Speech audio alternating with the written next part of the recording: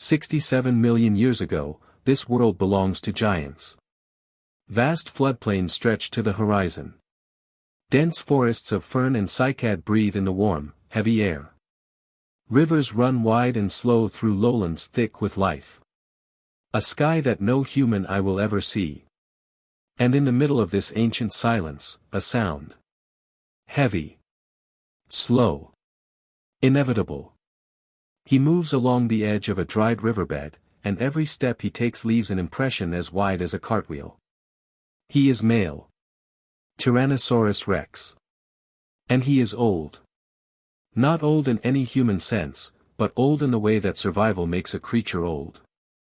This body carries 30 years of the hardest existence imaginable. 30 years of hunting, of hunger, of conflict, of endurance. 30 years in which nothing was ever guaranteed. His left hind leg drags slightly. An old injury, perhaps from a territorial dispute long ago, perhaps a fall in his youth, that never healed completely. Several ribs have fused together with calcified scar tissue. And the wounds along his flank tell stories that no science will ever fully decode. His eyesight remains extraordinary, sharper than a falcon's. And his olfactory receptors are among the most sensitive of any land animal alive in his time. He can detect the scent of blood from several kilometers away. He can read the wind like a map. But what pursues him now cannot be seen, and cannot be smelled. It is hunger. He has not eaten anything substantial in 11 days. The world he grew up in was different. Richer. Fuller. The great hadrosaur herds once moved in long processions across the plains, broad backs, slow movements, easy prey for a predator in his prime. But the landscape has changed. Dry seasons have turned once fertile river valleys into dusty flatlands. Plant species that the great herbivores depended on no longer grow here. And where prey grows scarce, the hunter must follow it into the emptiness, or starve. The competition is relentless. Younger tyrannosaurs move through his territory. Leaner. Faster. Unburdened by the accumulated damage of decades. He has driven them off where he could. But every confrontation costs him more than it gains. His body no longer recovers the way it once did. What once healed in days now lingers for weeks. He knows, instinctively, without a single abstract thought, that the next attempt must count.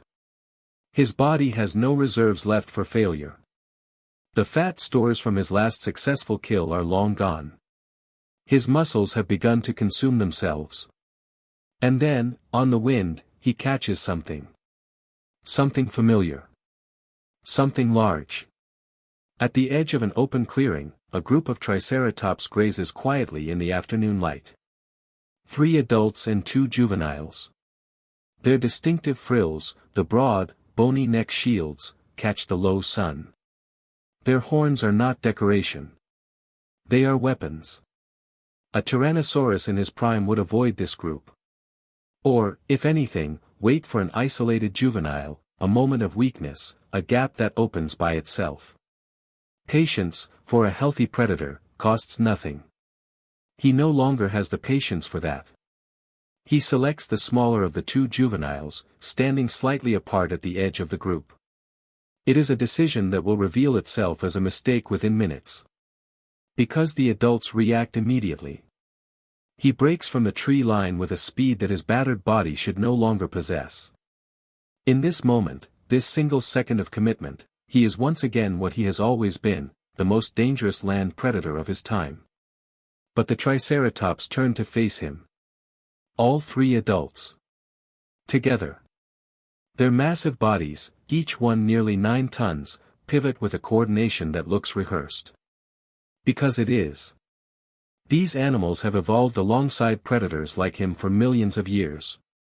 They know exactly what to do. What follows is not a long battle. It is 30 seconds of chaos. He strikes the juvenile along the flank, his bite force still enormous, the jaws still capable of crushing bone.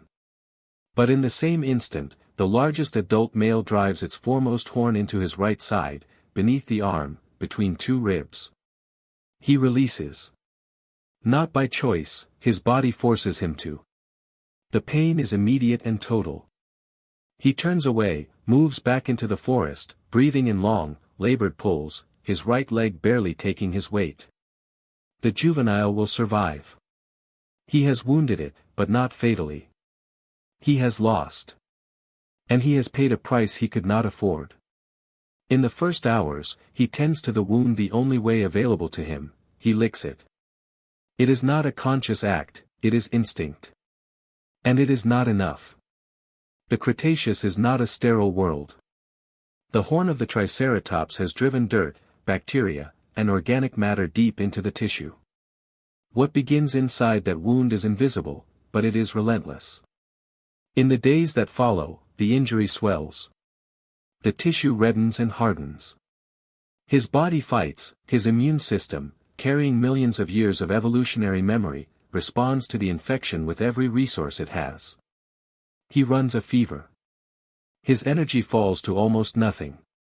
He barely moves. Once, he attempts to track a wounded animal he has scented, not far away, perhaps an injured Edmontosaurus. His body refuses. The leg gives way before he has covered 100 meters. He stands still for a long moment, his great head lowered, breathing hard. Then he turns back. The infection spreads. What was once a local wound has become systemic. The bacteria have found pathways that his immune system can no longer close. His body, weakened by starvation, by long exhaustion, by the trauma of the fight, can no longer wage two wars at once. He drinks from a shallow pool when he can reach one. He rests in the shade of the forest edge, where the air is cooler and the light does not press so hard against his eyes. Around him, the world continues without pause. Insects drone. Birds call. Small mammals dart through the undergrowth, indifferent to his suffering. And slowly, very slowly, his body surrenders. It is his 9th day since the fight. He lies on his side, a posture a Tyrannosaurus in good health would never adopt. The small mammals that normally keep their distance now move cautiously closer. Ferns bend softly in the morning wind. Somewhere nearby, an early bird calls, not yet a songbird as we would know it, but something on the way. His breathing is shallow and slow. The great eyes, once sharp as ground glass, are half open, but their focus is gone. He feels no fear. He has no concept of death, no awareness of what is coming. He has only this moment, the weight of his own body against the ground, the quiet hum of the world around him, the smell of earth and water and the warmth of the rising day. And then, nothing more.